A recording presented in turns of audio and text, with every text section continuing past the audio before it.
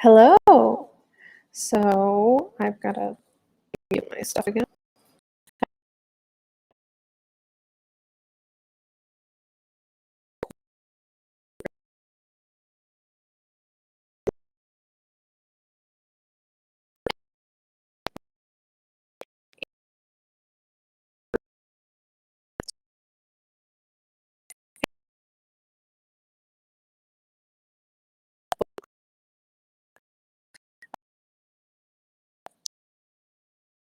I am Stareable's community director, podcast host, and enigmatic webinar host.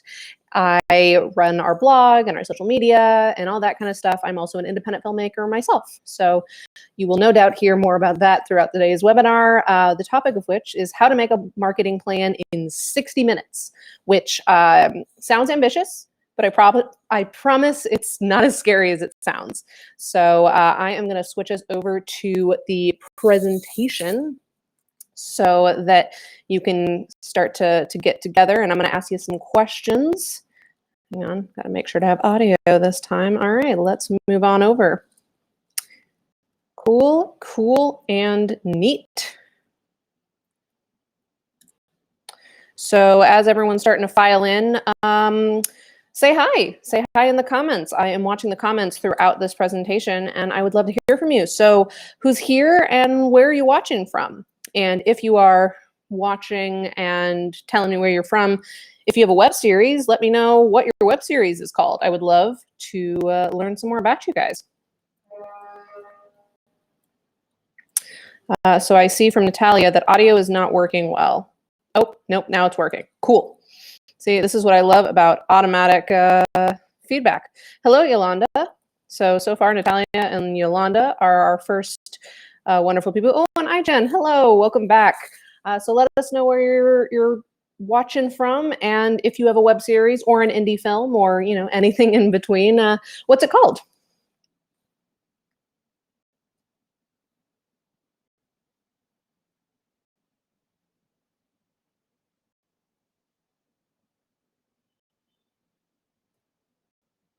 All right, who do we got?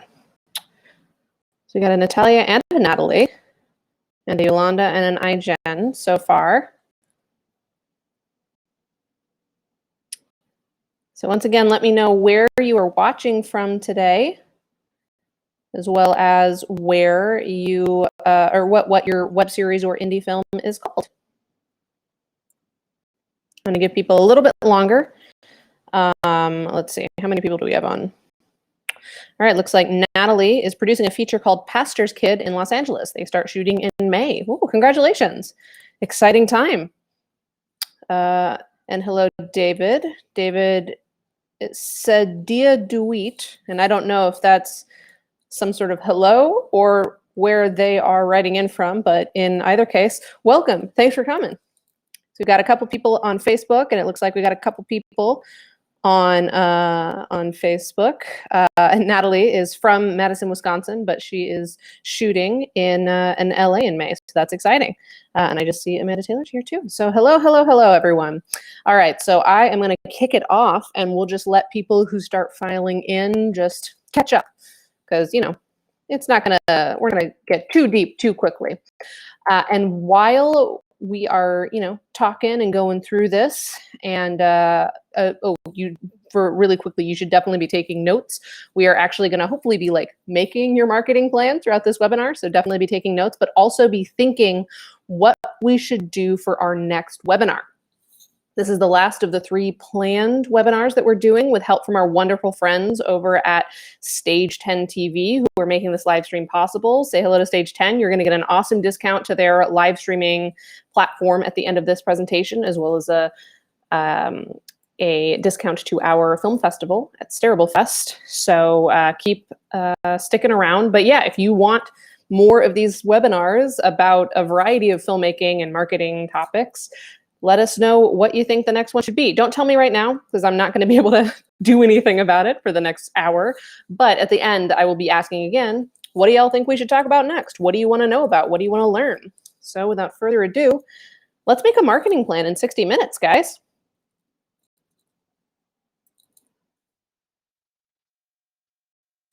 But really quickly, Yolanda is, she's watching from Portland, Oregon, and she has a web series called Condiments. Karen is working with a team of writers who have a couple of web series written, The Immune and Asymmetric from Brooklyn, New York, and Cynically Tested says, yay, Brie. So clearly the best contribution so far. I will be more often than not reading out loud people who say nice things about me specifically. So keep that in mind. So let's get started. Marketing plan. So before we jump into it, because we are, making a marketing plan together here today, I wanted to do a little bit of an overview so you can sort of see where we're going with this. We're going to start small, and then we're going to get very ambitious very quickly. But I promise I'm going to walk you through everything. This is meant to give you some structure as you go forth and try to start, hyping up your awesome projects that you're telling us about in the comments right now. And yeah.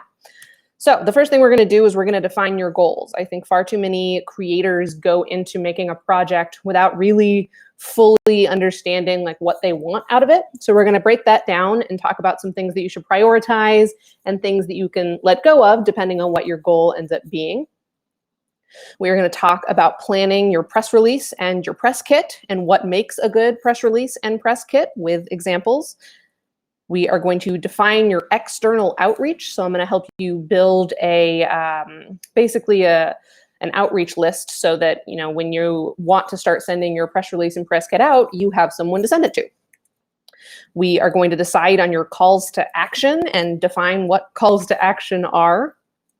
We are going to define your platform priorities, that being picking which social media channels and otherwise you want to start, promoting your marketing plan on. We are going to decide on your content themes and also explain what content themes are. Spoiler alert or not spoiler alert, I guess, for those of you who have listened to our podcast, Forget the Box, where we brought these up for the first time.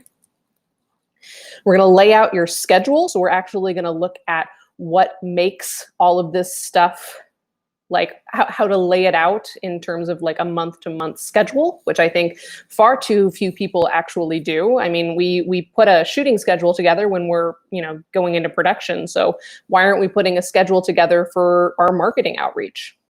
Well, after tonight, we all will be doing that. We're going to draft your team. So I'm going to talk about delegating, how to delegate, why to delegate, who to delegate to, as well as talking about how to get people who are a little bit more disconnected from this whole process to be more, inclined to promote. And then these aren't things that we're going to do in this, thing, but basically what happens after you've done the first 8 things is you're going to make all the stuff and you're going to execute the plan.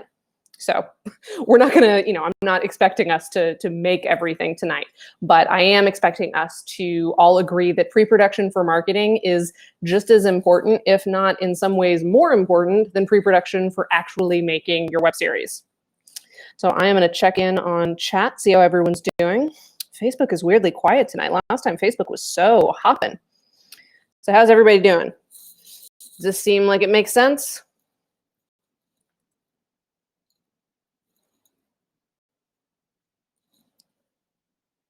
Everybody good? Everybody good? Is my audio working? Is everybody, able to hear me, able to understand me, all that stuff? How are you doing?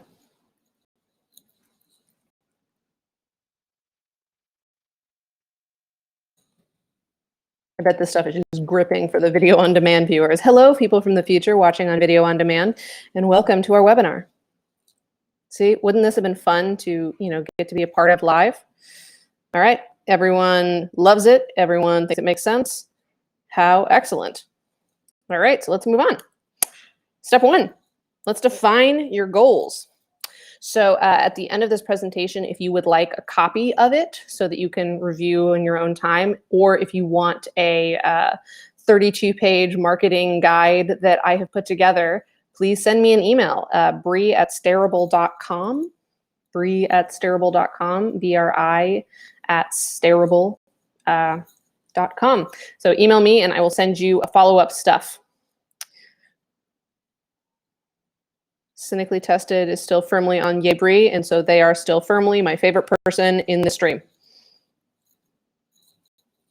Yeah, I'm getting some feedback that it's a little clippy, but no one's missing anything. So I guess that's what we can, you know, depend on.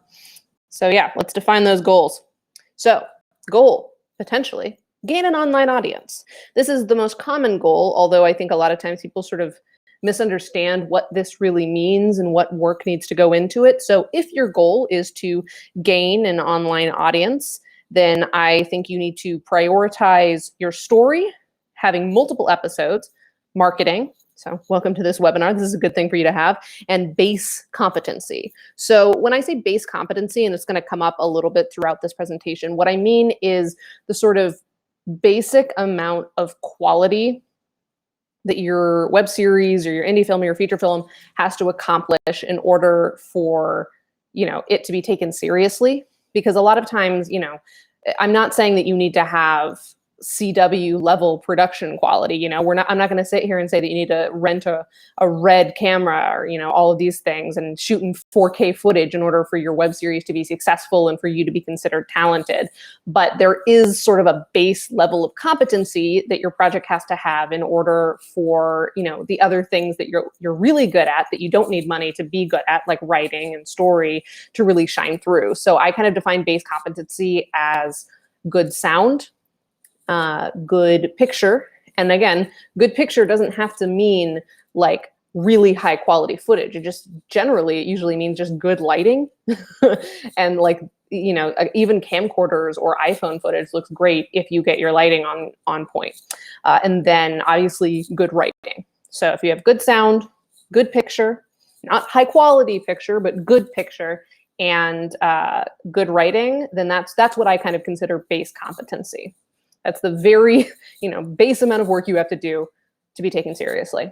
So those are the things that I think you should prioritize if you're looking to gain an online audience. All of this is sort of centered around, building momentum and that kind of stuff, which we will certainly be talking about throughout this presentation. But if your goal is to gain an online audience, some things that you might need to sacrifice in order to be really efficient about, going after this goal is you're probably going to need to sacrifice long episodes. So I'm going to say anything over 10-minute long episodes, and even 10 minutes is pushing the limit, might need to be sacrificed, just because, I don't know your situation, but if you're like me, you don't have a ton of money. And so if you want to make a lot of episodes, they probably are going to need to be a little bit shorter. You're also, for the similar reasons, going to probably want to sacrifice, shooting in multiple locations, having overly large casts, and you are absolutely, definitely going to sacrifice quick results, because no matter how talented and wonderful you are, gaining an online audience takes time. Even at the end of your marketing plan that we're going to make today, it might take a little more time because the internet is inundated with content, and at every millisecond, this is a new piece of content that is now competing with anyone whose web series is on YouTube. So I think that, there needs to be an understanding from all of us that you got to be patient, and, you got to stay the course. Let's see, how's everyone doing? Cool, neat. Let's move on. So another goal you might have, and not to put too fine a point on it, but you can have multiple goals for your web series, but given that, our time and resources are limited, trying to pick one or two is probably best practices, just because there's no way that you can prioritize everything. You just can't. So, if you're really laser focused on what you want your web series to do, you're going to be a lot more successful at that thing, I promise. So with that in mind, another goal might be to increase representation of an underrepresented group, be that women, people of color, the LGBT community, people with disabilities, whatever representation you're not seeing in media enough or at all. That's totally a valid and really cool goal that I think a lot of web series creators and indie film creators share. So in that, vein, you should definitely be prioritizing tropes research, especially if you're not strictly a member of these communities. But even if you are, knowing what the bad tropes are in the existing representation of underrepresented communities is going to be really helpful in, you not doing something with the best of intentions, but actually making the problem worse. And then once again, base competency, because the easiest thing for sort of the mainstream people to do when they see content that represents underrepresented groups is write it off. You know, there are so many ways that they're already writing underrepresented communities off. So don't give them, you know, a non-base competent series to do that again. And then once again, marketing, because you're not really increasing representation if those who need the representation can't find you. So this is a good webinar for you to be at if your goal is increasing representation. And so with this in mind, things you might want to sacrifice are, again, a large cast and crew in multiple locations, because, you know, you gotta pare down. You know, it's hard. My first web series had a very large cast and quite a few locations. And unfortunately, not all of our base competency was always up to par. And I kind of wish I'd flipped those. So things to keep in mind. Another goal might be to make money. And that can, I'm sure, mean different things to different people. So in that case, if your goal with your web series or your indie film project is to make money, then the things you're going to want to prioritize are your runway, the creation of supplemental content, and once again, marketing. Welcome to the marketing webinar. So when I say runway, and I'm going to reference runway a lot throughout this presentation, I'm referring to sort of this concept of the amount of time you allow your audience to get excited. So like, think of Avengers Endgame. It's a little indie flick coming out at the end of the month.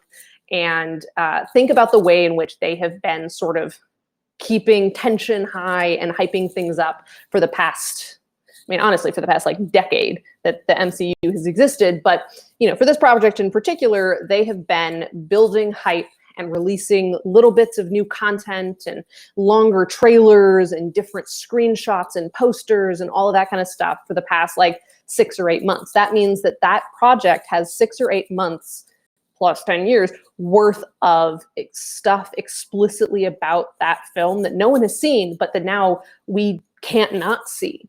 You know, so runway, the longer your runway, the more opportunity you have to, quote unquote, have your project take off. You know, basically you're just trying to give yourself as much room as possible, as much content as possible to, you know, increase your odds of getting recognized and getting seen and that kind of stuff. So, you know, make sure you have runway. And so as part of that, making supplemental content, which is, you know, a little bit more involved than just writing a couple tweets saying, hey, we exist for the next 6 months. That's going to be really, really vital in, you know, building up to the point where you can start charging people money, because no one's going to give you money if they don't know who you are. And so the more content you have out there, the more likely people are to discover it and to know who you are and want to give you money. For information on supplemental content, you're in luck, because we actually have a whole webinar on making and marketing supplemental content, full of, you know, great ideas and inspiration from all walks of filmmaking life, on our YouTube channel and Facebook page. So that one's called How to Market Your Web Series the Fun Way, which sounds like bullshit, but it's not. I promise. Making supplemental content is actually legitimately fun and legitimately useful. So go check out that webinar after this one. But as always, you got to sacrifice some things. So if your goal is to make money, you're going to probably want to sacrifice new projects, because if you want to make money with this project, then moving on to new projects probably isn't going to be the best strategy, because you're essentially then shifting all of your energies and resources and marketing push to something totally new. And that is hard on an old project. So, you know, make sure that if you're committed to making money with this project, you're committed to this project. And also, potentially, you might have to sacrifice full creative control, especially if you're going down, you know, the brand partnership route, or you're trying to get somebody to pay for an extra season or something like that. Sometimes once other people's money gets involved, creative control isn't 100% the same way that it was when it was just you and your friends in a basement. So, you know, that's nothing wrong with that. I'm not, you know, upset with people for quote unquote selling out. I mean, if anyone wants me to sell out, let me know. Write me a check and I'll do whatever you want me to do. But I, you know, would need to recognize that full creative control might no longer be a thing that I can be promised. Another goal might be to sell your show, or even just the concept, to television, which is a totally valid goal and something that I think all of us secretly want. However, if that is actually our goal and that is the one, you know, North Star that we're going towards, the things you're going to probably want to prioritize are your pilot, since obviously that's the entry point for, you know, the people that you're pitching to and everything like that. to be interested in the concept or the show, a screenplay for the season, or at the very least, a pretty fleshed out like pitch Bible or, show Bible, and film festivals, because film festivals are where industry is looking. Industry is looking online, but film festivals are a great, like, concrete, time-tested place for industry to show up and meet people. So prioritizing getting your pilot into film festivals is going to be a really good strategy. A really good strategy for you. And as such, if this is your goal and you want to be efficient about that and give the best, opportunity possible to come true, the things you're going to probably want to sacrifice are having multiple produced episodes, because at the point at which you want to sell to TV, they're not going to just put your web series on TV. So if you can put all of your time and resources and money into making your pilot amazing, you probably aren't going to have much left over to make multiple other produced episodes. You're definitely also not going to need transmedia. While it's really cool and there are interesting things that people are doing with it, and I wish more people did stuff with it, TV executives don't really care, because you're probably not going to have an opportunity to do that at their platform. So probably don't want to worry about it. And this might be surprising to some, but you're probably going to sacrifice marketing, because that's a lot of time and energy. And ultimately, getting eyeballs on your pilot would probably help in selling shows to TV, but they are the most inefficient route to doing that. So if this is your first and foremost goal, more so than building an online audience, if you don't really care about having an online audience, then don't bother marketing. Save your time and money, save your webinar time, and just do something else.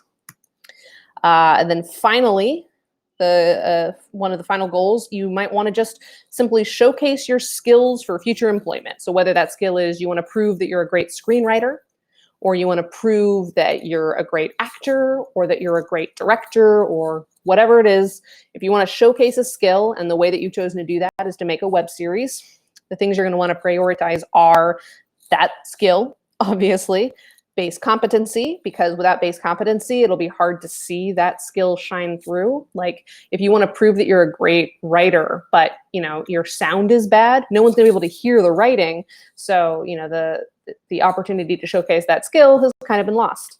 And then also, once again, film festivals, because if you're trying to show off a skill, having proof that you won awards for that skill is going to be really powerful. And then you might be able to already guess what's going to be in the sacrifice column, but it's basically anything that doesn't immediately serve that skill you're hoping to showcase, and marketing. Once again, if this is just a portfolio piece, don't worry about it. Why put yourself through this? The rest of us are stuck here, but if you don't need to be, don't be. There's nothing wrong with that, but it is something that you need to be realistic with yourself about. All right, I'm going to check in with folks. How is everyone doing? Got a yay from Amanda. Yay right back to you, Amanda. How's everybody doing? It's sick of me asking that question, but know that I care. It's important to me that you know that.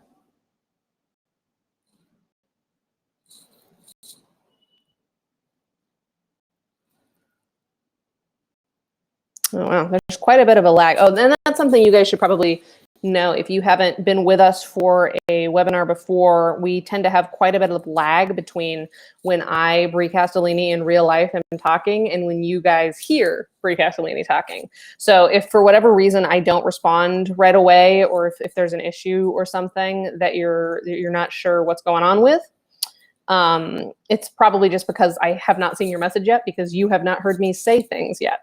So nobody panic. There's just probably a little bit of a lag.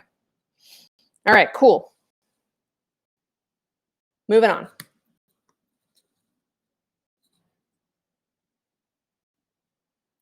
All right, so we're moving on to step 2. So if you have been really, really honest with yourself and you have defined your goals as specifically as possible so that you can put all of your energy into achieving that goal and not just achieving every goal and hoping that something sticks. If you're being really honest with yourself, it's time to move on to press stuff, that very specific header.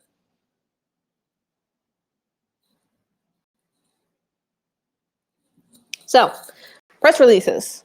How many of you out in the audience have written a press release before? Because for me, 3 years ago, I would have said, nope, what's a press release?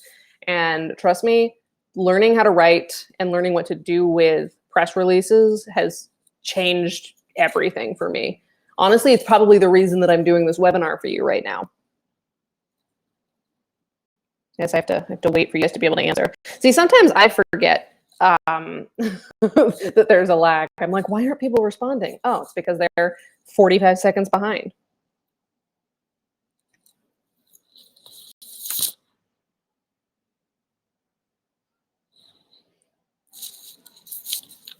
So I see a question from Karen. So Karen, I'm probably going to get to questions at the end unless there's something that is unclear about the presentation itself. But I will say I would love for you to clarify. This is Karen on YouTube. If you could clarify your question about marketing to TV and streaming, I would love to answer it at the end of this.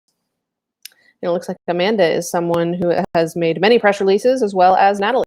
So maybe this will be helpful to you guys, maybe not, but this is in general what I have found to be the anatomy of a successful press release. So first, a small show logo or a show or production company name in branded font. Basically, I think that having a pop of color and a pop of branding at the very top of your press release really sets it apart from the sort of standard, like all black Times New Roman, just all text that you get a lot. Nothing wrong with those, but if you can, visually set yourself apart, I think that you're going to be successful in a whole brand new fun way. Next, you're going to catchy one-sentence title. No two-sentence headers for press releases. Nobody got time for that. Then the first paragraph should be a pretty succinct what's being announced and why it's topical. And topical is important here. I think this is something that people forget about a lot of times is, they want to just say, hey, press, I'm releasing information to you that is, I exist. And while in some cases, depending on what's going on in the world, that might be okay, for the most part, a press release is meant to announce that something is happening. It's meant to announce something. So, generally the announcement should be topical. Don't tell everyone that you've premiered if it's been 2 years, There's no use issuing a press release about the Mindy Project because the Mindy Project premiered 10 years ago and is no longer airing. So make sure that whatever you're doing, you are doing it and making it clear that it's topical. Then your next paragraph, should be a little bit more information on that announcement. So, if your summary is, we've gotten into a film festival, the more information section might include what awards you're up for, when your screening block is, and any other details that, might be relevant to an outlet who wants to write about your exciting new whatever thing you're announcing. And then the final paragraph should be a little bit more information about your show, because more than likely the people you're sending press releases to are not going to be as familiar with you and your work. So having a good summary of what your show or project is at the bottom of this cool announcement about it is going to be really helpful and clarifying so that people know, why this is exciting for this particular project and why this particular project would be relevant for them to write about. Finally, contact info. Make sure at the bottom of your press releases, even though you're probably emailing these press releases, you have contact information for people to get in touch and get more information. Because, best case scenario, they say, hey, yes, we'd love to write about you. This is the extra information that I need. And then also, just as a side bonus pro tip, I think that when you're emailing all of these press outlets, which we'll get to later about your press release, instead of having to labor over making a whole new email for them, just adapt that first paragraph, what's being announced and why it's topical, into, slightly more casual email language, and just use that. There's no use reinventing the wheel. So if we look at a sample press release, this is actually the most recent one I wrote. Comedy, mental health series, et cetera, et cetera. So this is our logo / pop of color. Technically this isn't our logo, but it's a brand asset that we've used to identify our series. So, it's immediately a pop of color that differentiates this press release from probably every other press release that these outlets have ever received. Then we've got our clear, concise headline: Comedy Mental Health web series premieres season 2 alongside a new companion podcast. Ooh, that's 2 things that are exciting and topical. So next up, we've got our concise announcement and topicality statement, basically just repeating with slightly more information that there's a new season and a new podcast. And then because this press release was announcing basically 2 brand new projects, Our next paragraph was the about the show paragraph, but also because we were announcing a second season, we extrapolated on what would be changing from the first. So it's not just this is what the show is about, it's also, and this is what season 2 will have to offer. Finally, our final paragraph was about the new podcast. So obviously that probably required a little bit more explanation. So we basically use that final section to give that info. And then here at the bottom is the contact information. So you don't need to worry about putting a phone number because more than likely no one is going to call you. And also, you know, with so many robocalls these days, you're never going to trust an unknown number. So don't even bother. And one thing that I want to call out here is that I have specifically put who I am that they would be contacting. So, you know, just putting Brie Castellini in the email address isn't 100% enough because who's Brie Castellini? I mean, I guess my name is in this press release, so they'd probably be able to infer it. But, you know, if you're having a producer or a publicist or someone else, you know, being the point of contact, it's useful for press people to know who they are contacting. Otherwise, you know, there could be some weird miscommunications early on. So just let them know not only who the point of contact is, but who they are in relation to the project or the thing that's being announced. That's just, you know, good, clean fun. All right, now let's move on to a press kit. So you're probably not going to send a press kit out in your initial email. That's a lot of information, but I definitely recommend already having this prepared so that if someone's like, oh yeah, you sound interesting, send me your press kit, you can just do that. You don't have to panic build it once you get an email back. So in a press kit, what you should have is your most up-to-date press release. Even if you know that you've probably already sent it to the person who's requesting the press kit, having it everything in one place is always going to make your life and their life easier. Images, which we'll get into more specifically in a little bit. Your social media, website, IMDb links. So any links that are relevant to your project, especially social media and website though, put those all in one document so that they don't have to search around. Synopsis, so the actual like branded synopsis of your project so that, you know, you can define the language by which people describe your show. A list of your cast and crew. Names and what they did on the project. Any awards that you've won or festivals you've been included in, especially if they're, you know, particularly exciting ones. And if you have these, positive reviews or catchy press quotes from previous coverage you've received. That way, you know, it's one of those things, it's like that mob mentality where, oh, other people have written about them and said really nice things. I guess that means that I should do that. I don't want to be left out. And when we get to images, this will make a little more sense, but my pro tip for press kits is when you include production stills, which you absolutely should, you should try to swap out the production stills that you're using because you probably have a ton of them every couple of months. That way, everyone who writes about you doesn't have the same. Before realizing this was that like, basically 8 or 9 different articles written about my web series used the same picture, and it makes it look like everyone like it makes it look like these 9 separate really interesting pieces of press were just the same thing. You know, and so that didn't provide a lot of visual variety for potential fans of mine to discover through press. So when you can, swap out those production stills so that you get a little bit more of a unique splash every new piece of things, every new piece of press that you get. So this is the press kit for my first web series, Brains. And so I'm going to go through what all is in here.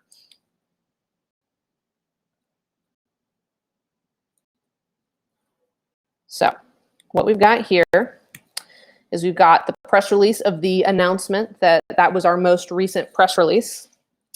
I also have a press release, a standard press release, just with like the basic press release info and structure.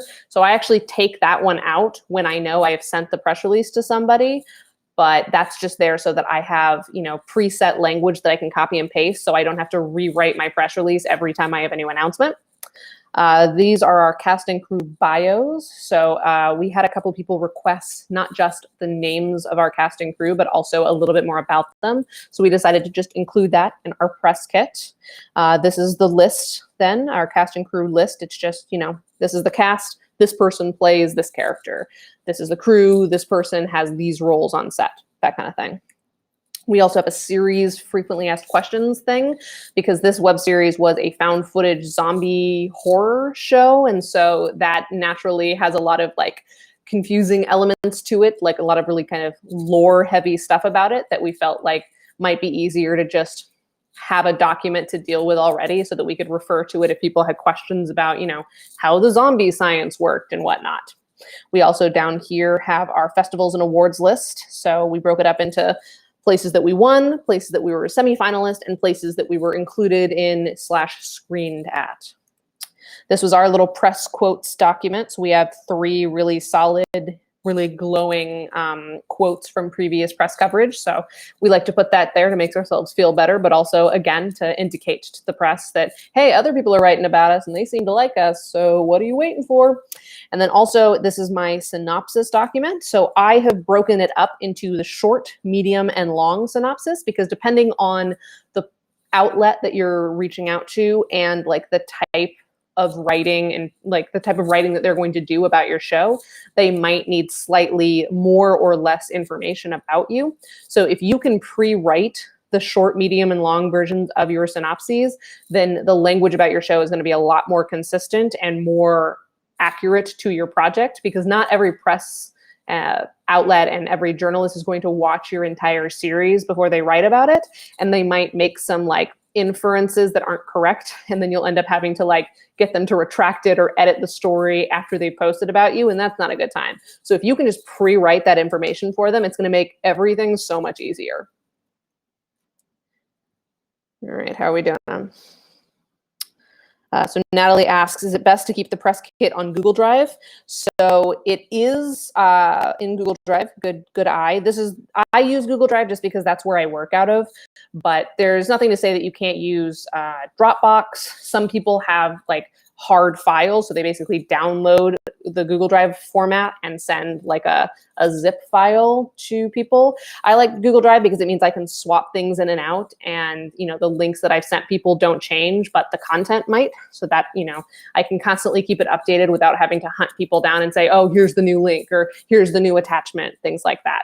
But whatever your preferred sort of organizational system is for sharing stuff with people, whether that's Google Drive, Dropbox, what have you, that you'll be good no matter what. Just find something that works for you and go with it. Do we have any other questions about the presentation so far? Doesn't look like it. So let's go into this images folder. What's in there? All right, so these are the images at the time that I took this screenshot for this presentation in the Brains press kit. So first thing you'll see is a posed main cast photo. So this was a series with quite a few characters. And so we had kind of a hierarchy, I guess you would say, of the main cast and the supporting cast. So we made sure to get a posed photo that isn't officially anything. It's just a nice photo of the main cast so that people could use that. We included our official show logo in case that was relevant. We also included our season 1 and season 2 official posters. And finally, all these other things are high quality behind the scenes photography of our principal cast and crew. And so these are the things that I mentioned earlier you might want to swap out every once in a while, so you don't just see the same picture of, whoever this is over and over and over again anytime somebody writes about the show. So this is kind of this is the balance that I like to strike in press kits. And what you might also notice is that the names of these files have the names of the people pictured in them from, in this case, left to right. That way people don't get your press kit and then have to ask you who is in the photos. They already know and they don't have to follow up. The less press have to follow up with you, the more likely they are to write about you. If they have to follow up multiple times, ask a lot of questions just to understand what's happening, who's involved, what the point is, then, that's a lot of work, and they've got lots of stuff to do. So the easier you can make it on them, the more likely they are to cover your project. All right, we are on to step 3. This is, man, I had a lot to say apparently because we're already at 7:40, folks. So yeah, step 3. Define your external outreach. So this is where we're going to start making spreadsheets. Get excited. So this is the header of the standard spreadsheet that I make when I am doing an outreach spreadsheet for a project. So, the things that you're going to want to populate said spreadsheet with are publications, websites, journalists, podcasts, blogs, social media accounts, all of the above who are related to your show or project's themes and genres, related to your cast and crew's demographics. So if you're a female filmmaker, things like that, or who have covered web series or your particular type of filmmaking before. Sometimes, a platform might be specific to your genre or format, and sometimes they never cover your genre or format. So that's useful to know when you're making your outlet sheet. So to sort of break down these columns that I have, hopefully email is self-explanatory. But for the name, if possible, you're going to want to try to email people, so specific editors or writers, instead of the outlets like tip places. So, tips@variety.com is always going to be a less effective communication method than, journalist@variety.com, journalist being the person's name. It makes all of your outreach feel more personal and you're more likely to get a response. If you have their name, make sure you are actually using it in the email. If you're just saying, hey there, then it feels like a generic email, because it probably is, and people pick up on that. So make it personal and they'll be much more likely to respond to you. So the company is basically just the place where you put the outlet's name, or in the case of you finding a journalist sort of divorced from the outlets they write for, make sure to put who most commonly publishes their work. That way you can reference it. Like, I know you frequently write for the Huffington Post. So, blah, blah, blah. Having that all in your spreadsheet will make that part way easier. I also here have a relationship little section. So here I like to put things like, do I know the writer? Or has this outlet covered me in the past? You might have press releases catered to how familiar the outlets are to you and your work. So having that kind of thing organized in your spreadsheet will make it easier for you to remember that in the future. So, you might have a slightly more casual press release and email formatting for somebody who has covered you in the past and who already knows what your show is about, versus a brand new contact might need a little bit more information from you. So having that organized on here will make it a lot easier for you to kind of check your boxes off. And then finally, the category section at the end of your spreadsheet. The things I put here are basically, is this outlet or writer specific to web series or to independent filmmaking in general? Are they a horror blog? Are they a sci-fi blog? This is basically just another way that you can be separating your press contacts so that you can cater your language to outlets more interested in the fact that, for instance, your comedic zombie web series is female-led versus a project about zombies. So, if you're making a female-led zombie apocalypse show, you should be looking for outlets that cover horror, cover zombies specifically, cover female filmmakers, cover women-led media, and everything in between. Those won't always overlap, but they all are relevant to that show's, potential fan bases. So the more categories you have, the more specific you'll be able to make your marketing materials and your press releases. So the ways that you can generate leads for this this great spreadsheet that we've made are by following other shows. So this is my favorite tactic to generate leads, because it means I have to do the least amount of work. Basically, find similar web series or similar creators and then find their websites. Most of them will have like a news press area of their site. So comb through that and find out not only which outlets have covered them before, but also the bylines of those articles. So sometimes like a bigger outlet like Huffington Post will cover you if you contact the right writer versus emailing their basic tips email. So, you might realize that there is a particular, web series inclined Huffington Post journalist who is far more likely to respond to new web series emails than just the general Huffington Post editorial team. The other way that you can generate leads is by going on social media. So after you've stalked these people's websites, follow shows and creators on social media so that you'll be the first to see when new press outlets cover them and when writers and outlets are on the hunt for specific tips. So these screenshots that I have here are the ways in which I have used social media and other shows to generate leads. So right here, this tweet from Shelley Farmer, I don't actually even remember who in the film world I was following when this got retweeted, but as you can see here, she was saying that she was looking for female people of color, trans, or someone with a disability who like to receive press releases. So basically, people who cover diverse stories and who are looking to pitch stories about them and write stuff. She basically wanted everyone to comment with, their email addresses so that she could add them to her press list.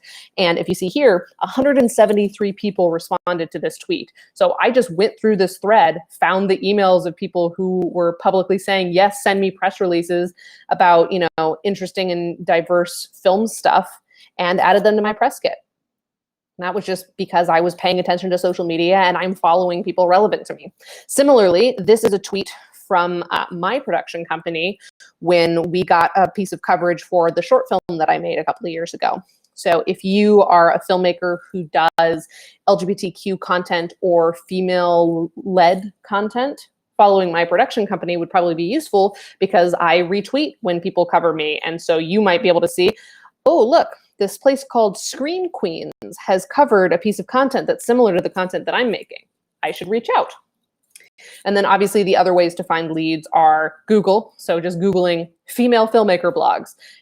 That's always going to get you the more generic stuff, but there's nothing wrong with starting there, especially as you're sort of building your network. And also newsletters. So newsletters in the film world are great because most newsletters have like an industry news section, and that's a great section to sort of look through for new specific outlets. So if you notice a lot of filmmaker blog or filmmaker newsletters are quoting news pieces from particular outlets, that might be a good place for you to reach out. And then you can even reference, like, I heard about you from this newsletter. It's great, right? That kind of stuff. Again, personalizing your outreach. All right, step 4, decide your calls to action. So what are calls to action? Well, let's give you all of the examples that I could think of while I was making this presentation. So subscribe, follow, like. That's the pretty standard call to action. A call to action basically is, what do you want the people you are marketing to do? So a lot of times it's subscribe to me on YouTube, follow me on Twitter, like this post. It could also be sign up for this mailing list, watch this episode, watch this show in general if you're done airing episodes for now. Give us money once, like for instance, for a crowdfunding campaign. Give us money regularly, as in something like Patreon tiers or Stareable and Rich tiers if you have a Stareable page. Come to this event, screening, webinar, whatever. Engage, comment, or participate. So, leave us a comment if you like this thing. Basically anytime you're asking somebody to respond back to you, that's an engage, comment, participate. Also, share our content. Sometimes all you're looking for is, retweet this if. That's a call to action. So best practices are that these calls to action will absolutely change depending on what production stage you're in, but you should only ever have 2 to 3 of these calls to action across your entire digital presence at a time.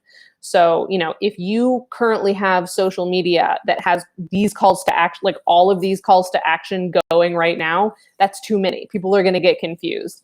If 1 minute you're tweeting about people watching an episode, and then the next minute you're asking them not only to follow you on Twitter, but also to subscribe to you on YouTube and give you money and do all of these other things, they're going to get confused because there's only so much action one person can take. So really be clear about defining what calls to action this phase of your marketing plan is about. So if you're pre-crowdfunding campaign, maybe your main calls to action are subscribe/follow. So getting people to follow a particular social media account, which will, eventually lead to promoting your crowdfunding campaign. Maybe getting people to sign up for your mailing list, and then probably watch this episode. Maybe you already have like a sizzle reel or a pilot up that you're hoping to raise more money to film more of. So like that would be an example of the sort of 3 main calls to action that your marketing is focusing on. Yeah, so keep it simple. Step 5, define your platform priorities. So the best way to define your platform priorities is going to be to watch last month's webinar, which streamed only on YouTube because Facebook was having a meltdown at the time. And it was all about how to define and find your audience so that you can better understand who would most like to watch your content and also where you're most likely to find them.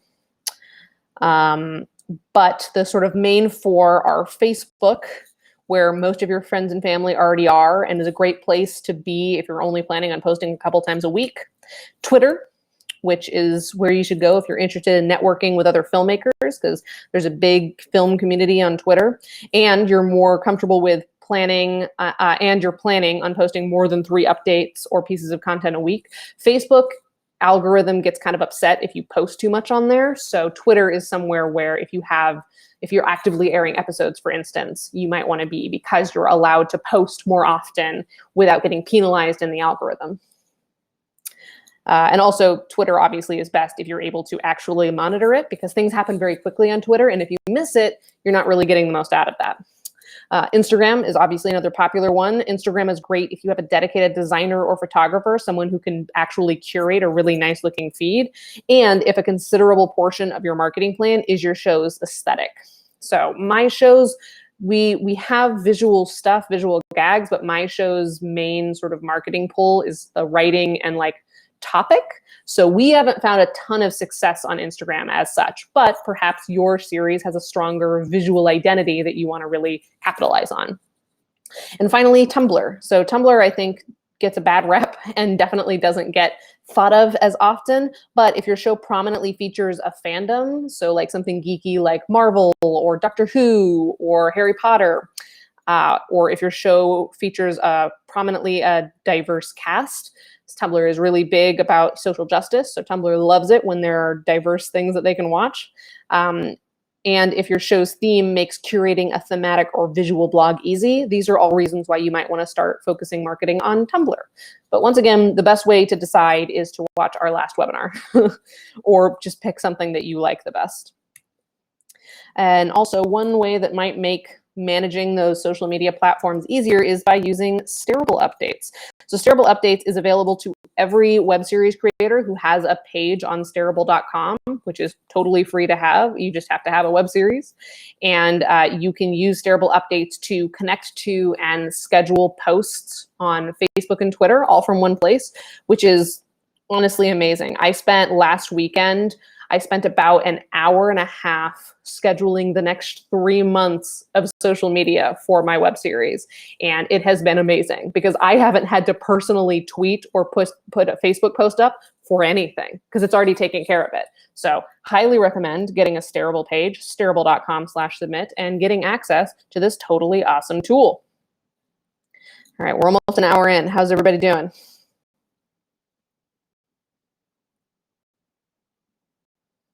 All right, no questions so far, so I guess we're trucking along. I know we're only on step 5, but the next few steps aren't going to be quite as long.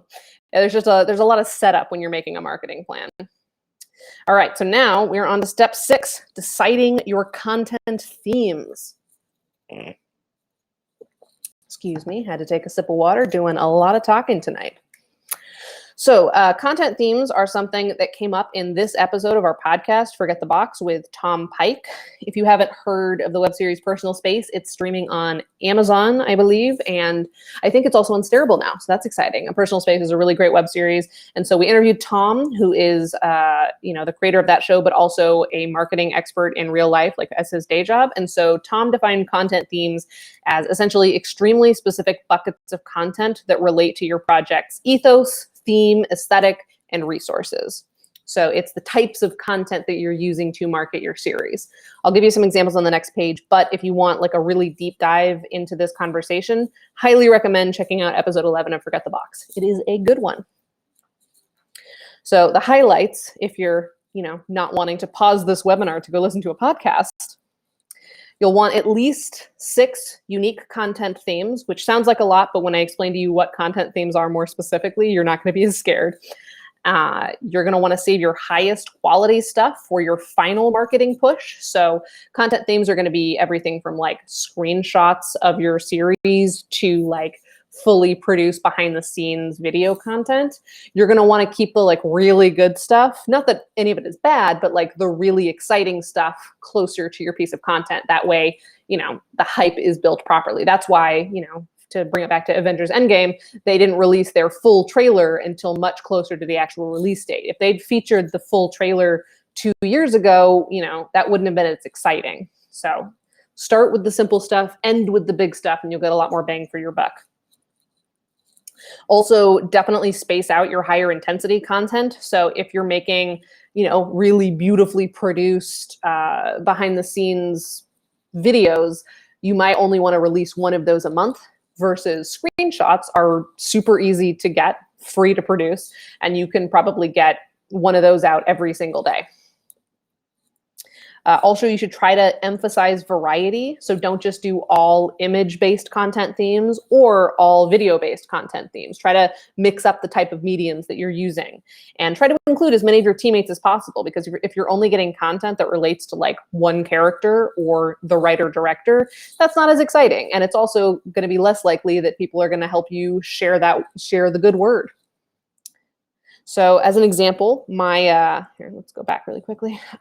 So for my web series, the one that we looked at the press release for earlier in this presentation, we had a number of content themes that we used. So first up, we did a series of interviews with our cast and crew. So this show is called Sam and Pat Are Depressed, and it's a comedy mental health series, which you likely remember because I showed you our press release.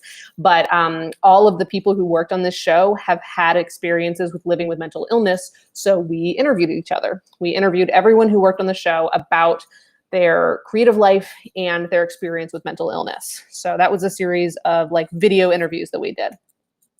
We also made a series of GIFs because Sam and Pat has some kind of silly visual gags like I mentioned earlier. So this is an example of me eating a giant bowl of cereal with a very large wooden spoon, and it's obviously very funny. So we made GIFs like this to sort of like help promote the show. And obviously that's a distinct type of content. We also got, indie digital artists to do images, like their version of the characters. So basically we got a bunch of independent artists to draw Sam and Pat. And then we released those, we promoted the artist's work, but it also allowed us to promote the show because, hey, look at these cute little versions of Sam and Pat. We made a mini-series spin-off called Self-Care with Sam, which basically featured the character Sam explaining different basic self-help, self-care tips. They were often silly, but always, genuine. And that was another piece of video content that we made. We also did a Halloween costume inspiration, which for those of you who remember our How to Market the Fun Way presentation, this is inspired from. But basically around Halloween time, we were editing our second season and we said, hey, if you want to dress up as Sam or Pat for Halloween, here's some costume inspiration that you can take. So that was obviously a unique piece of content theme. We also, of course, naturally just released screenshots from the new season because the new season was a little bit more visually ambitious, but also we had easy access to those because we were editing it. And probably most ambitiously is that we launched our companion podcast, which you remember from our press release. So this is 7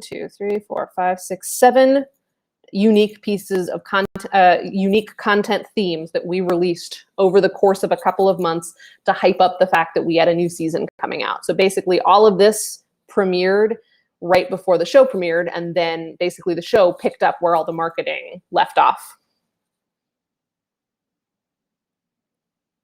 And something you also might need to consider is where are all these various content themes available? Because you probably remember from our call to action step, you want to really pare down where you're putting everything. Because if you're putting too much really good content in too many places, people might get confused. You want to saturate the market, but you also, especially for the higher quality stuff like the podcast or like the videos, you want to kind of keep things specific.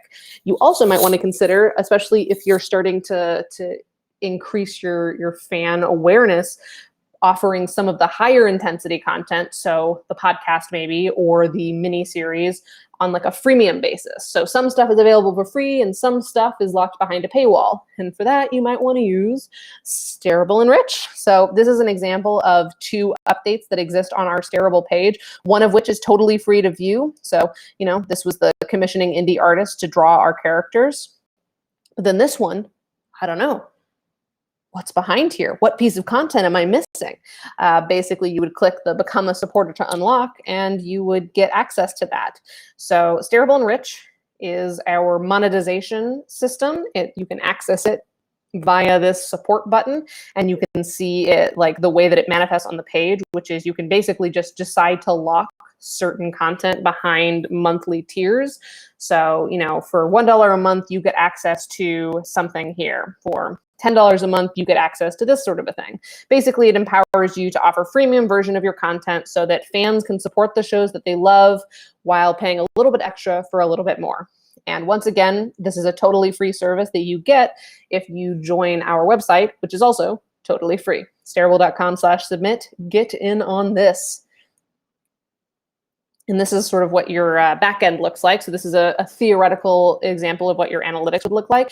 And something that's worth sort of putting in at this point is that I think people don't really pay attention to their analytics enough, but especially when it comes to marketing, you're going to want to pay attention to what content is doing well, because once you understand what weeks you're doing better than others, you can start making better choices on which parts of your marketing plan are connecting with people and which parts are worth letting go of. Because a lot of marketing is just trial and error.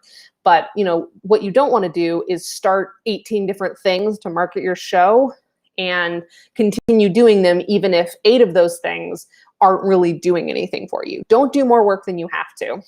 Try a lot of stuff, but then stick with the stuff that's actually working for you. All right, step 7, we're almost at the end. So now that we have all this content and now that we know which press we're gonna reach out to and all of this stuff, it's time to actually lay out a schedule.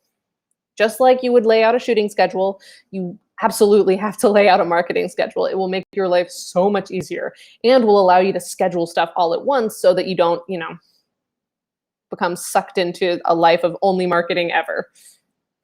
So let's take this theoretical 2018 calendar system as an example. When I was making the slide, I forgot that it was 2019. So let's just pretend that we are last year and we are planning on marketing a show in 2018. So let's say that my show is going to premiere on Monday, June 11th, 2018. So I know that I want to be building up hype for this show, but I also know that my resources are limited. So I only really have 3.5 months to start getting people excited about my show.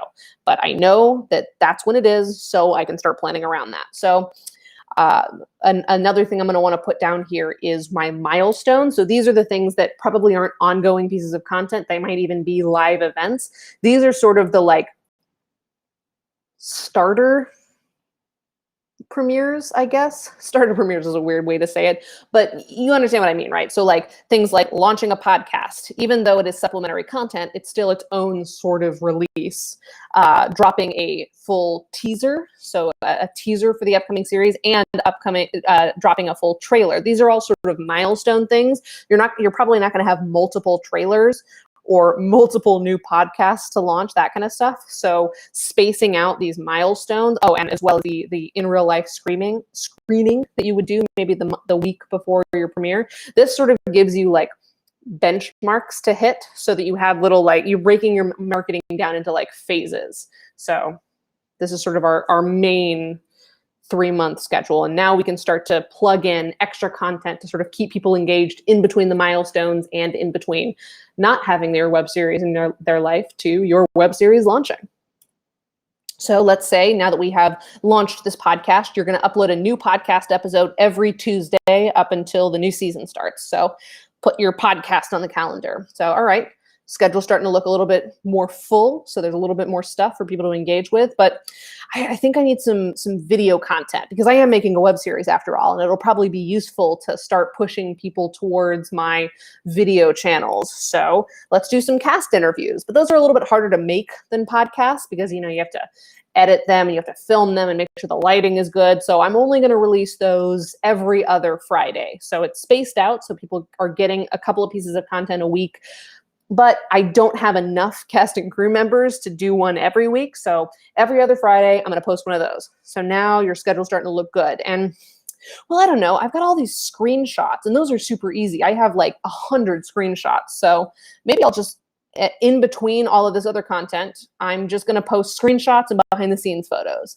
And so now just with 3 pieces of like ongoing content themes and a couple of milestones, we have really packed in these 3 months leading up to your show. So this is new stuff that your fans are going to see and get to engage with for 3 months to build the hype to your premiere June 11th, 2018, the year that we're definitely not in anymore.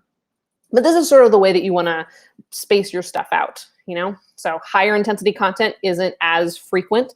So that's the teaser, the screening, the trailer, and the cast and crew videos. The podcast, which is a little bit easier, is posted a little bit more frequently. And then the stuff that's super free and easy to have access to, that being your behind the scenes photos, are released basically every day. So this is a sort of a good model to be thinking of when you're planning out your marketing plan. So some hacks, some tips for making your schedule is to do your social media scheduling in sprints. So like I mentioned, I spent about an hour and a half last weekend on Stareable updates. I know I sound like a shill and I work for Stareable, so I am a little bit of a shill, but I'm also a filmmaker, and Stareable updates has made my life so much easier because in an hour and a half, I scheduled about 60 tweets and Facebook posts over the course of the next 3 months, all at once. And now that's just happening behind the scenes, and I get notified every single time something goes up so I can remember, oh, I should retweet that, or I should check how that's doing. But I don't have to actually think to myself, oh God, have I tweeted today? Stareable's already tweeted for me. It's all good. And that also makes it a lot easier because then you're not constantly like stressed out like, oh, I need to have content now. It's like, oh, I've already made the content. Don't worry about it. Also, like I mentioned, really try to space out the bigger, more resource-intensive pieces of content because you don't want to burn out, but you do want to have constant content. So if you can only get yourself to make one video every 2 weeks, that's fine. Make one video every 2 weeks and then get smaller, lower intensity content out in the meantime so people have something else to be, returning to your feed for. Remember your runway, like we talked about earlier. Try to give yourself a good amount of time between when you start talking about the fact that you have a project coming out and the time that you actually drop that project. There's nothing worse than being absolutely dead silent and then all of a sudden telling people, hey, I have a web series, you should watch it. What? What web series? Who are you? Why are you in my house? Make sure that your runway supports the hype that you deserve.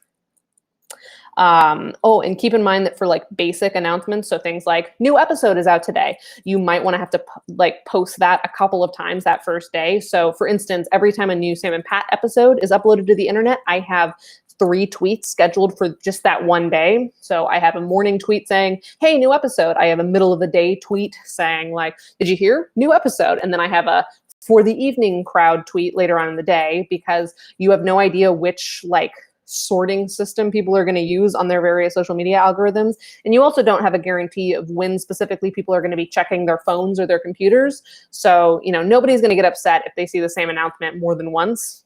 It's more likely that they're going to see it if you post it more than once. So have that planned into your feed.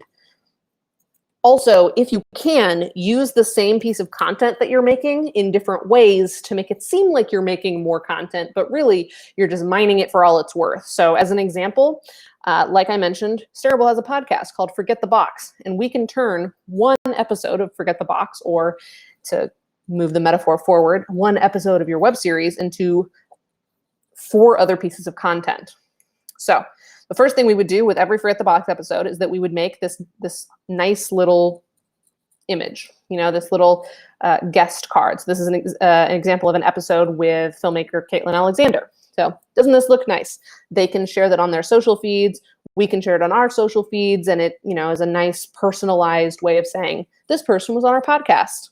In addition to that, we would also make a video teaser. So I would close caption like a 10 to 30 second clip from the episode and upload that as a video, as like a teaser for the longer podcast episode. And I would release that, on Instagram and Twitter and all the places.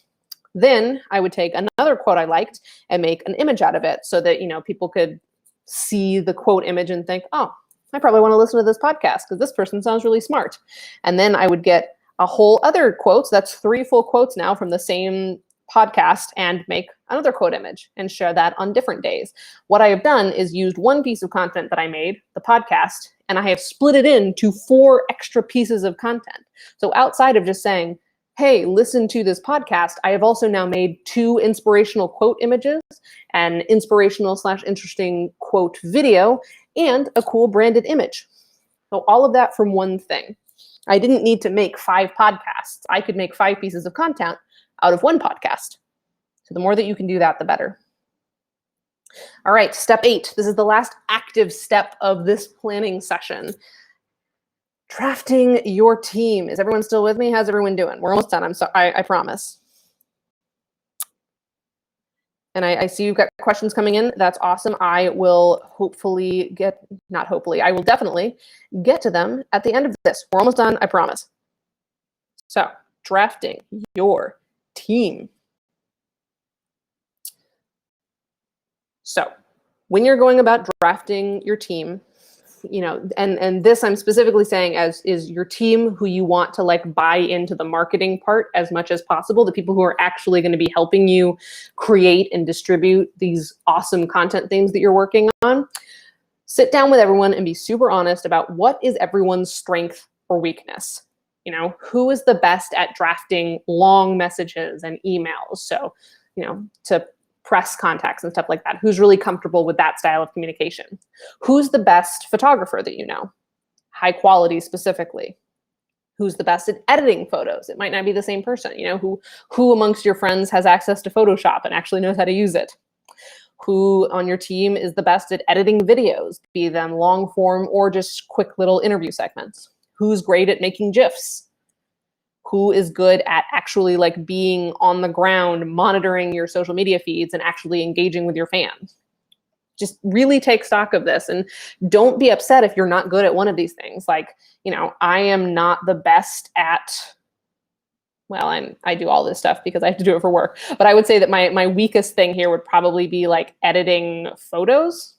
I'm okay at it, but I don't have as strong of a color scheme sense as other people. So if possible, I would want to give that up to someone else. Don't be rude about this, but be really, really honest. Who on your team is best at all of these different things? Who is going to be the most successful at it and who is going to hate it the least? Then break it down by what is everyone's availability. More than likely, you're working with teams of largely volunteers or largely underpaid folks. What days of the week is your team available?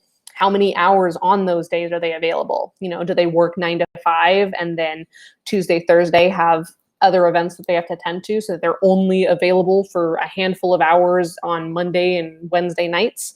You need to know that kind of stuff so that you don't bother them during a time that you already know they're not free. Are they consistent about this kind of stuff and willing to agree to the regularity that you need to have a complete and consistent marketing plan? Again, it's okay if certain people on your team aren't good at this stuff. Not everyone is. And if you're going to draft your team, you also want to draft a team that will actually support you rather than a group of people who say yes one time, but secretly you're going to drop off eventually. Don't waste your time on that and don't waste their time on that. Only draft people who you actually think are going to be helpful and who are actually fully bought in, people who understand that this is a lot of work. We're on step 8 of this process. Like, there's a lot that goes into this, and they need to take it seriously. So next, you got to decide who is in charge of creating which pieces of content. Who's making the GIFs? Who's taking the photos? Who's writing the content for the tweets? And how will other teammates hold those people accountable? You know, what is the process for due dates? What is the process for, you know, making suggestions or edits? When are things supposed to be sent in? That kind of stuff. And how are you going to keep that pipeline accountable? Also, who is in charge of posting which content?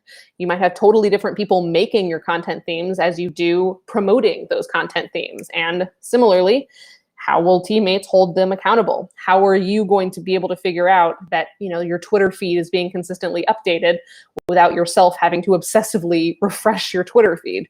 That's not a good use of anyone's time. So you need to trust and have a system to trust the people who are in charge of different parts of this process. And finally, who is going to help amplify this posted content? What are the expectations of your cast, crew, and friend groups who aren't directly involved in the first 4 steps of this process, but who ultimately are still people who need to be, you know, amplifying this content? So these are people like your actors who might not be producers and might not be as involved in sort of the behind the scenes of this project, but who still need to, you know, in some cases, step it up. So some tips for getting that cast and crew who isn't directly related to your marketing efforts, but who nevertheless need to help with them, amplify your stuff. So you got to set your expectations early, maybe even considering writing it into your contracts.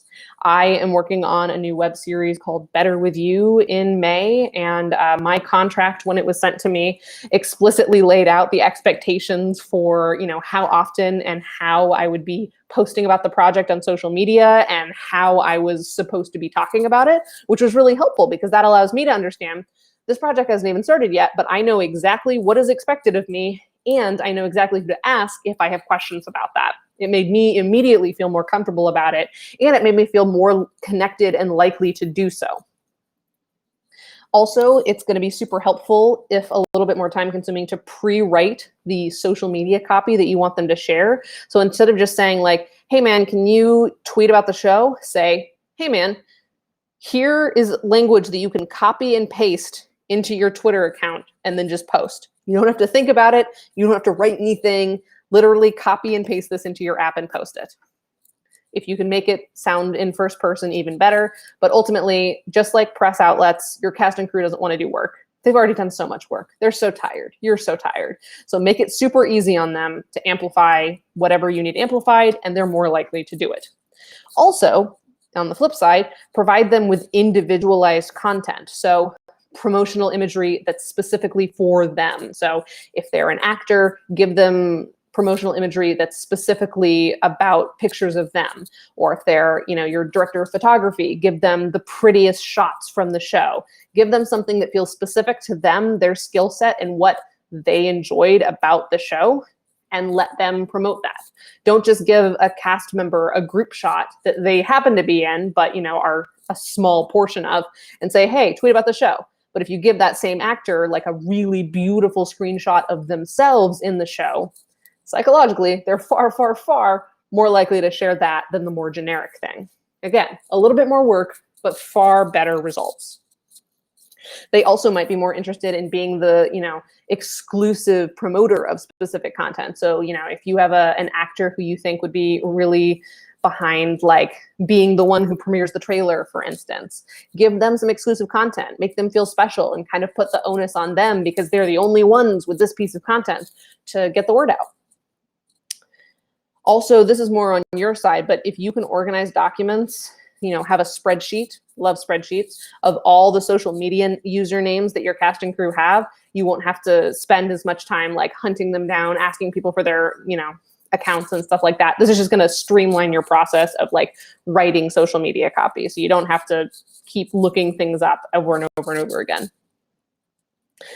And most importantly, though, the best way to get people who might not seem excited about marketing to get excited about marketing is to give them ownership of it. Ask them for input, ask them for their advice, give them a choice between 2 promo images that you're deciding between. Say, hey, thanks for being a part of the show. We're starting to promote it now. Can you give me your opinion on something? I have these 2 poster ideas and I can't decide which one I want to do more. What do you think? And then go with the one that they choose, because that makes them feel connected to the process in a whole new way. That makes them feel like they were a part of it. And so when people feel like they're a part of something and that they have control over the end result in a really concrete way, they're more likely to engage with it. And that's it. Steps 9 and 10 are making all the stuff we've just talked about and then executing the schedule that you've made. And yeah, there we are. So thanks for sticking with me. If you want to get a discount to Stareable Fest, which is Stareable's independent television festival, our 2nd annual one this year, taking place July 19th through 21st in Brooklyn. You can get 15% off your submission by putting Stareable Meetup 2019 into the little box on Film Freeway. And you're going to definitely want to submit soon, because our late deadline, our final deadline for submissions, is the end of this month. So April 30th. Get your stuff in before then and get 15% off by putting Stareable Meetup 2019 with the caps lock as indicated on the screen by going to filmfreeway.com/StareableFest. I would love to see you there. It's going to be a super fun time and, fun. Similarly, if you like saving money and also doing cool stuff in the indie film world, I highly recommend getting in on this awesome Stage 10 discount. So Stage 10 is the amazing live streaming platform that made tonight possible, by, allowing me to stream directly to Facebook and YouTube all at the same time. That has allowed me to screen share and will allow me in a couple of minutes to have my face and a lower third image on it. It's super easy to use, and you can use it for free for 2 months by using this discount code with the, caps lock indicated on the screen, Stareable free for 2. So what that gets you is your first 2 months totally free, which is a $684 discount. That's a lot of money that you won't have to spend by using this discount code. So if you sign up for any paid plan on stage10.tv and enter the promo code Stareable free for 2 with the caps lock as indicated on the screen, you will get 2 months of free live streaming. Yeah, highly recommend them. Cannot recommend them highly enough. Thank you so much, Stage 10, for making this possible. All right, it's time for questions. So I know we had a couple, and I will get to those after I take a drink in a moment. But yeah, what are your questions? What things have I not answered yet? And also, this is a good time to recommend, what should my next webinar be about? What topics did I either cover in this that you want covered in more detail, or what's something totally different related to web series, marketing, or filmmaking that I can talk about? I'm gonna take myself off audio for a little bit, and so I can drink some water and take a little bit of a break, and I will be back to answer your questions right after this. And also don't forget to email me after the presentation to get a copy of it and a copy of our 32-page handout. All right, see you in a sec.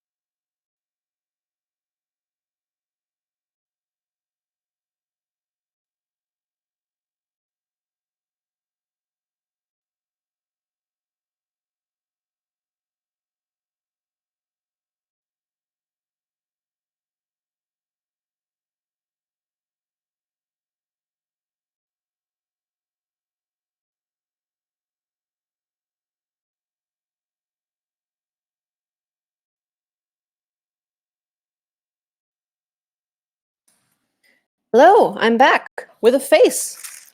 Oh, I should have moved this before starting talking. But hello, welcome back. It's me, the person who's been talking to you for the past hour and a half. So I am going to start answering questions now. And if you have more questions, please ask them in either the Facebook or YouTube comment section. If you're feeling a little shy, you can also email me, brie@stareable.com. It was on the screen a while back. And if you forgot, I will put it in the comments again later. So I'm just going to go through these as I have seen them. So Natalie asks, is there a recommended runway time? Too long or too short? So I would say the recommended runway time is, I mean, there isn't an answer depending on like the type of project, right? So the recommended runway time is just as much runway as you can give yourself and still have high quality, consistent content being put out into the world. So, you know, runway doesn't really count if you're releasing like one new GIF a month. But if you have 6 months worth of like video interviews, video behind the scenes content, text interviews, behind the scenes pictures, GIFs, snippets of the script, live events that you're using to hype up, like, you know, that's awesome. Or if you have 3 months of really, really solid content marketing that like is consistent and interesting and unique, like it's whatever you can afford, basically. If you can afford a full year's worth of getting people excited, you know, doing private screenings for certain groups of people and then getting them involved in some like paid extra content later on before you do a full release to the world, like that's great. Is if you can afford, you know, whatever you can afford, the longest version of your runway you can afford is the best version of the runway for you. So that is what I recommend. Next, Amanda asks, do you have any thoughts on direct-to-fan outreach versus tossing your marketing confetti onto the internet? A targeted effort to press, yes, but do you do it to a potential audience? So great question, Amanda. Yes, absolutely. Doing direct-to-fan outreach is going to be super, super useful. And it will also make the sort of content things that you're creating more successful because you have, you know, promoted it to very specific people. So I have a full webinar about that, about how to find your fans and how to like authentically talk to them. That was last month's webinar. So if you go to our YouTube page, Stareable Film School YouTube page, the webinar entitled How to Define and Find Your Audience breaks down that from every possible angle and gives you a really easy, structured way to like make the decisions about who those people are, and then gives you resources for how to find those people once you know who they are. Let's see, I'm gonna move over to YouTube. Wait, no, wrong. So many things open. Let's see, what questions do we have over here? So Karen on YouTube asks, what do you think about paid ads on Twitter and Facebook? Is that a good investment or not needed?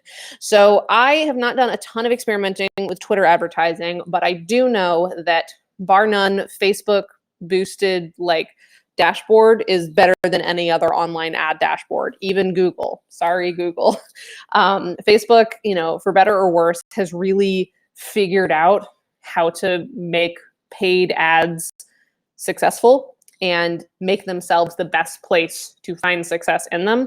So I would recommend doing Facebook boosted ads. Actually, for more information on that, I would recommend listening to an episode of our podcast that we did with the women who run Sundance's Creative Distribution Fellowship.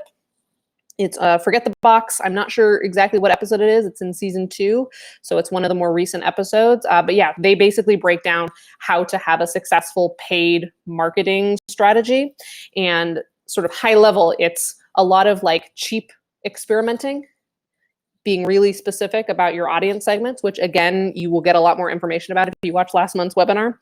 And then only really investing in the boosted posts that are doing the best, instead of just like paying $10 to see what happens, but not having comparison ads running at the same time to really figure out which ones are doing the best and investing more in those.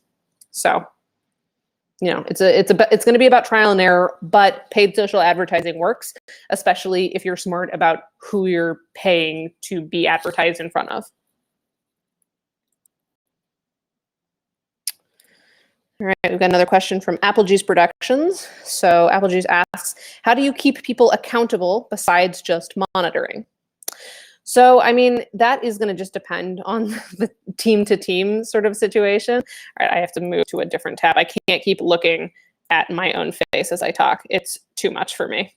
But in terms of keeping people accountable, I mean, a lot of it is trust, which isn't the most like active advice, but it is, I mean, it's another thing about trial and error. Like, you know, there are people that I've worked with in the past who I know not to trust with stuff, you know, be it very specific stuff or anything. And that's nothing against them. It just means that that's not where their strengths lie. And so I shouldn't be constantly expecting them to change behavior. Also, it's just being very clear about the expectations up front and having a plan if they fall through. So, you know, letting people know like this is what is expected of you and having them like agree to it is the first way to keep them accountable, because like, you know, they can't act like they didn't remember that you told them to do something. Like, you set those expectations up front, and as I know from your contracts, Apple Juice, you have that in there. They have no excuse to not do it. And so as soon as they don't, have a conversation with them, be really real about like, hey, this is what was expected of you. This is what we need from you in order for this project to succeed. We really need your help with this. But if they continue to not do it, it sounds like that person isn't right for the process. So, you know, in traditional filmmaking, the easy way to keep people accountable is threaten to fire them and not pay them. But unfortunately, in a lot of indie film situations, it's not that simple, and they're probably already volunteering. So, you know, having a plan B of like checking in on the feeds every once in a while, and if you notice that stuff isn't going according to plan, reassign that content or do it yourself. It's not the most glamorous advice, but it is sort of the situation that we're in until you can afford to like pay someone and then fire them and pay someone else. So do we have any other questions? Do we have any other also recommendations for the next webinar? I'm a one-woman show here, but I could use your help. What topics would be useful for you to have talked about? You know, what filmmaking concepts do you want more advice on? What marketing things do you want more advice on? You know, let me know. I would love to hear from you. Let's see. Who else has questions? I think there might have been a question from earlier on that I missed. So if I did, please send it again.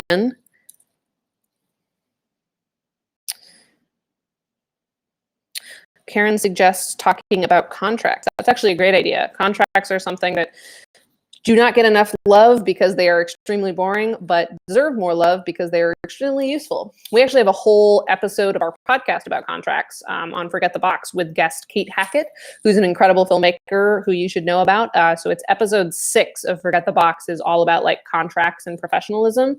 So highly recommend you check that one out. But that's also a great idea for a potential webinar. Maybe I can pair it with something. I'm here for a little longer, guys. I'm online here. I'll check Twitter. Is anyone on Twitter? I don't know. Yeah, who's still out there? Who has questions? What else do you want me to talk about? I'm just here, you know, I'm done. So what do you got for me?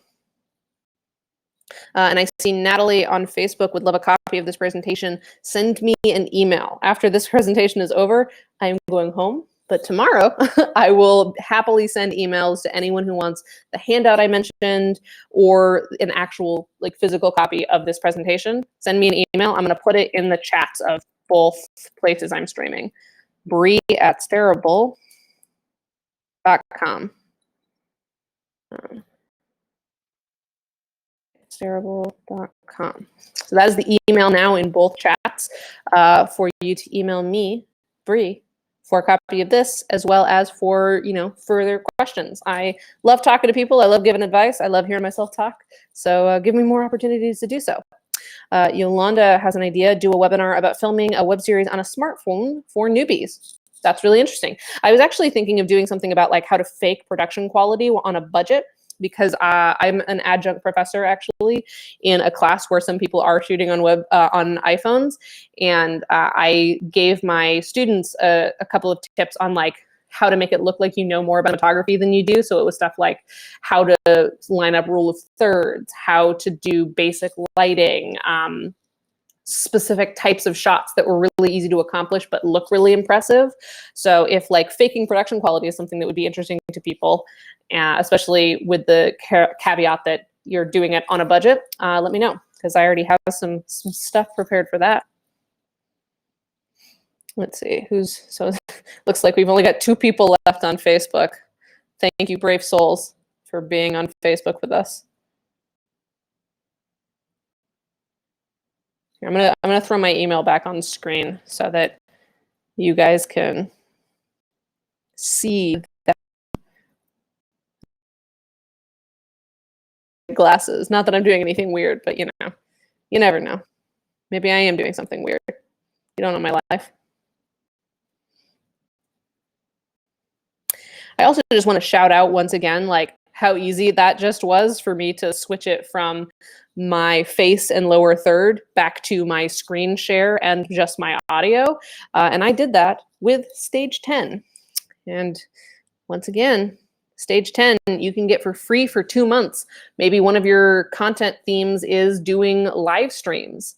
And if you want to have beautiful, really well-run live streams, definitely check out Stage 10. They're the best platform for it by far. Also, don't forget, you should submit to Stareable Fest if you have a web series that's already filmed, or if you just have a great idea. Stareable Fest has a 90-second pitch competition. So if you have a web series idea, or if you're not going to have time to film your web series before the end of the month, which is when our submission deadline is, submit a 90-second pitch version. Details are on our Film Freeway page.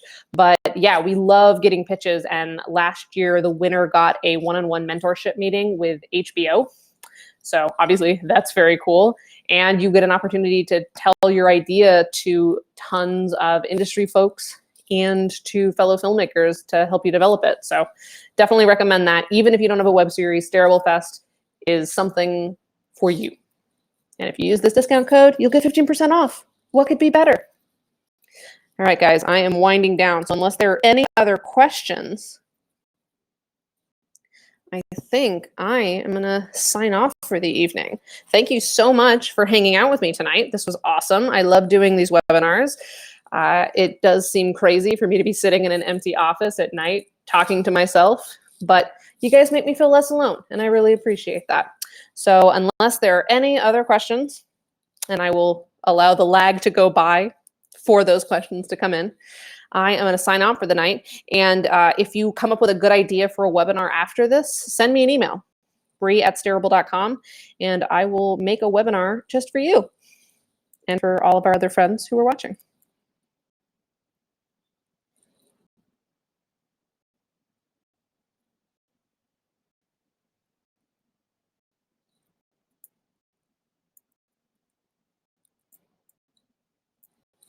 Going once.